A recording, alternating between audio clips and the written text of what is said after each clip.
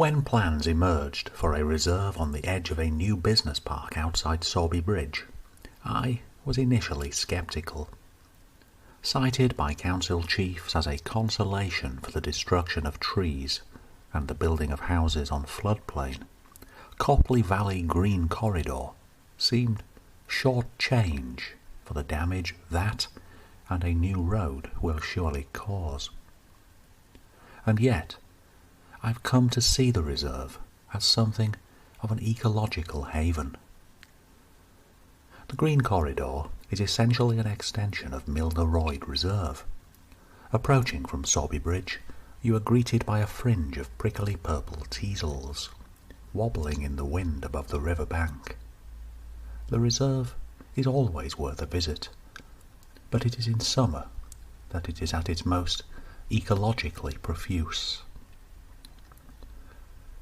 On a lagoon-like section, where the Calder is bisected by greenery, coots and moorhens poke weedy waters for invertebrates or fish, or peck at leaves, seeds, or eggs. A paddling heron will drop its beak like a guillotine, or whisk into flight, prehistoric-looking form, incongruous against a backdrop of suburban houses. Beside this slice of river is a wildflower paradise, thick with grasses, floppy daisies massing near water, yellow turnip weeds protruding from undergrowth like miniature maypoles, ragwort whose feathery florets of yolky yellow are beloved by butterflies. The corridor was designed as wetland habitat, but these drained soils suit dry-loving plants. Sorrel, dock, white yarrow nestling amid yellow carpets of ladies' bedstraw. Further in amongst the flowers, more invertebrates emerge. Bees, wasps, ladybirds, gummy-looking bloodsucker beetles, cinnamon moth caterpillars, rich twists of black and orange, bend round stems. Grasshoppery potato capsids weave through teasel.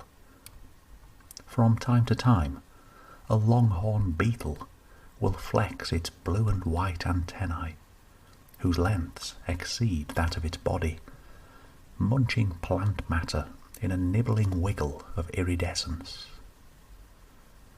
The road towards Sowerby Bridge takes in pond-like bodies of water, flanked by jumbo teasels, daisies almost as wide as hands, bindweed looming like snow-white moons. Back towards the main body of the reserve, plant life is fading this late in summer, but in June the scene is a purpley blur, riverbank glistening with thistles, teasel, buddleia, pinkish pagodas of loose strife, red campion peppering the gaps. Like hairstyles of extrovert punk rockers, thistles sparkle by the roadside, adding the finishing touches to this purple rain.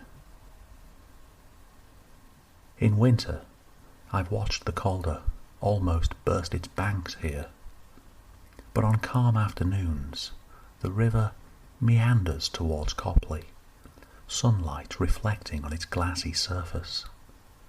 Sometimes Canada geese pose on the weir, or a heron, all but camouflaged against the tumbling froth of the flowing Calder. Planning the site, Calderdale Council invited Wakefield-based CF Landscape to design the reserve, who pledged a holistic approach, recognising biodiversity.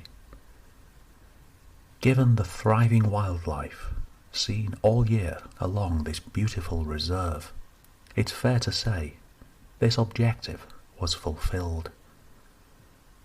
Copley Valley Green Corridor is a fantastic feature of our local countryside and an example of how humans can bring good, as well as harm, to the natural world.